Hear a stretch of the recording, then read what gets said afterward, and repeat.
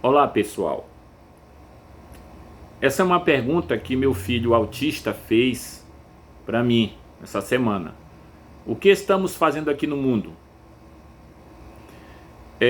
Foi feito pelo Daniel, que ele tem 29 anos, ele é autista Asperger, tem muita dificuldade em analisar questões de raciocínio lógico, construir frases com metáfora e ainda usar conjunções coordenativa e subordinativa. Mesmo assim, eu e Cláudia, minha esposa, treinamos ele na matemática, né, na redação, na história, e ele conseguiu em 2010 ser aprovado no macro da UFAM para a licenciatura em História e com muita dificuldade conseguiu tirar em 4 anos o curso também. Nós demos, eu e Cláudia, um apoio para ele. Depois de formado, comprei alguns cursos do Estratégia Concurso, uma vez que ele, como autista, não pode dar aula assim, né? Para treiná-lo a fim de concorrer a uma vaga de agente administrativo da UFAM em 2014. Graças ao bom Deus, ele foi aprovado. E nessa semana, conversando sobre a vida, porque às vezes ele vem fazer pergunta, fez uma pergunta difícil. O que estamos fazendo aqui no mundo, papai? Então, amigos, irmãos, gostaria de compartilhar com você, talvez você possa ajudá-lo, tá certo? E eu disse para ele, olha, ninguém tem a mínima ideia, se for pensar no que os homens estão tentando desenvolver, aprender, mas temos pelo menos 3 tentativas de responder. O homem tem 3 tentativas, pelo menos, de responder sobre isso. E ele disse, e aí eu perguntei de novo para ele, disse, então o que você acha? E ele disse, eu vou pensar. Então passou um dia ou 2, ele depois, e aí, pensou já sobre a resposta? O que estamos fazendo aqui no mundo? E ele disse, olha, nós estamos presos no planeta, né? Nós estamos evoluindo e depois vamos morrer. Então, não tem sentido. Mas eu gostaria assim de... Aí falei para ele, gostaria também de falar com os amigos e irmãos, de 3 tentativas de resposta. E a primeira é os mais religiosos e metafísicos, que acreditam em um mundo além da matéria. Gente como Platão, que viveu lá no século 4, 5 a.C., Santo Agostinho, né, que viveu no século 4 e 5 depois de Cristo, talvez, entendam que Deus tem algo similar, sustentando tudo o que existe, e portanto tem uma resposta. E para essas pessoas, estamos aqui porque esses seres superiores e divinos têm um plano, um projeto para nós no mundo. Claro que nós, que estamos presos nesse cotidiano, num momento, em dias muitas vezes infernais, temos dificuldade de entender qual seria o plano maravilhoso que Deus tem para nós. E existe também os metafísicos, outros tipos de metafísicos, que são os gnósticos ou maniqueístas também, que viveram no século 2 e 4 depois de Cristo. Uns cristãos bem esquisitos. Então ele acreditava que o mundo foi criado por um Deus mau. E por isso a nossa vida é um inferno. Tem só sofrimento e é interminável. E uma das provas de que esse Deus criou é que a gente sofre muito. E que não tem sentido muito para a vida. A gente só vive sofrendo.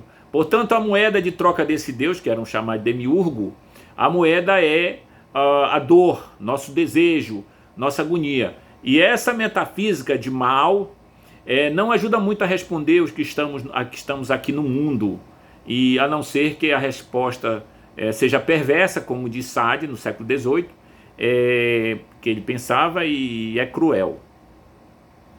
E a terceira categoria é os filósofos, como Nietzsche, Sartre e Camus, Albert Camus. E esses esses 2 últimos do século XX, entre outros, eles eram antimetafísicos. E para gente que crê só na ciência, né? Nada nos criou, estamos aqui para nada. Se você for religioso, né, eles dizem que é por alguma carência, como diz Freud, Marx também está no meio, é uma carência. E dessa forma somos todos carentes, somos todos carentes, né? Porque somos mortais, limitados, assustados, frágeis psicológica e fisicamente. A carência a que se refere esses homens do conhecimento, né, que nós falamos agora, é antes de tudo uma carência cognitiva, carência de conhecimento. E diante da agonia, da infinitude, do fracasso eminente da vida, que acomete todos as pessoas por algum problema que passam, o religioso seria aquele que não aguenta o tranco, que não segura a onda, busca socorro, é um fraco. E essa ideia de que ser religioso implica alguma forma de carência cognitiva é comum entre as pessoas que se julgam mais cultas, né? Tenho dúvida de que isso seja uma verdade evidente. A maioria das pessoas que conheço que não acreditam em Deus acredita em bobagens como alimentação balanceada, espíritos indígenas, até ciência, história política e em si mesmos. Pessoalmente julgo a crença em si mesmo a mais brega e a mais ridícula de todas. A gente assim presume que estamos aqui porque nosso pai amou a nossa mãe. Já para os metafísicos, nosso pai amou nossa mãe por alguma razão superior. A vontade deles transarem foi uma ordem superior. Espíritas em geral estão no grupo que acredita haver uma razão maior para o nosso pai, que amou nossa mãe. Então, nós temos que ser capazes de entender essas coisas, né? De que são coisas importantes para nós tentarmos responder sobre isso. E quando você sai do senso comum, você está pensando mais independente. Pensar no que estamos agora leva-nos a resumir pelo menos essas três considerações sobre o que estamos fazendo aqui no mundo, né? Então, por exemplo, se penso como um metafísico normal, não como os gnósticos pessimistas, olho para o sofrimento como algo a ser explicado pela vontade de um Deus bom e que tem um projeto. Se penso como os metafísicos pessimistas, né, os gnósticos e os maniqueístas, olho para o sofrimento como algo que prova que Deus é mau. Então eu tenho muito sofrimento por causa dele. Se penso como os materialistas antimetafísicos, que não creem em nada divino, olho para o sofrimento como algo que tem uma explicação maior. E que não interessa muito isso aí, se tem explicação maior, não tem explicação menor, não interessa muito. Essa posição é rara na humanidade e é vista como uma trágica, porque implica que a nossa vida não tem sentido maior. No mundo moderno ela é um pouco mais comum devido ao avanço da ciência, mas ainda assim é mais rara, porque parece muito dolorido. Mas, meu amigo, meu irmão, o que estamos fazendo aqui no mundo? Jesus disse: eu sou o caminho, a verdade e a vida. Quando você lê João 14, você vê esse discurso de Jesus falando que o sentido da vida, o sentido de viver aqui é conhecê-lo. Então, a nossa vida, do ponto de vista bíblico, só tem sentido conhecendo o Senhor Jesus. Conhecendo a verdade. E quando Pilatos pergunta o que é a verdade, Jesus fica calado, porque ele é a verdade. E o objetivo de Jesus é que você tenha um sentido para viver.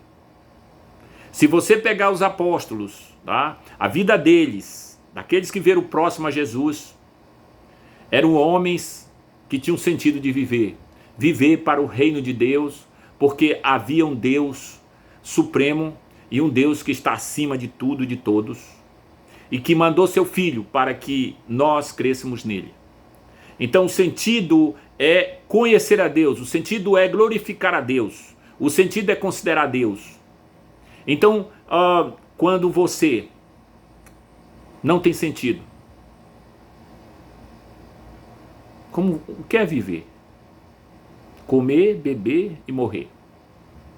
Mas Deus colocou você aqui para aprender dele, para que você cresça, desenvolva, a conhecê-lo.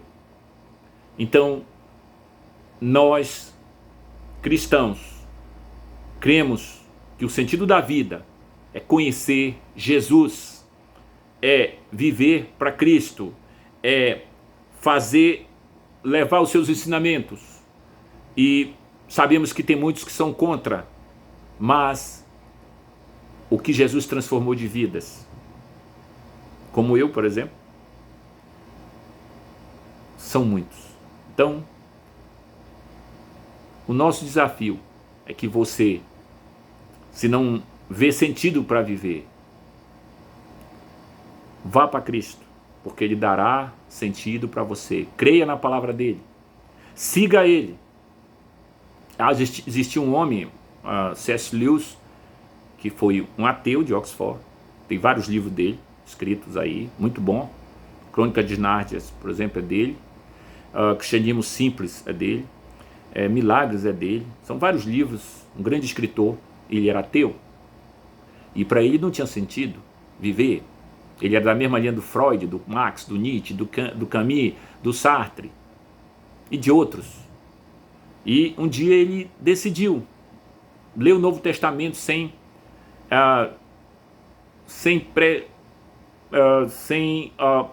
já armado contra. E quando ele terminou no caso os evangelhos, né, ele passou a noite lendo, não me falha a memória, e ele, a partir dali, creu no Senhor e foi uma testemunha no mundo acadêmico. C.S. Lewis. Então, meus irmãos e amigos, o sentido da vida é conhecer a Cristo.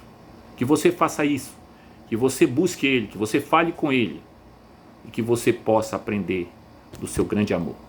Amém.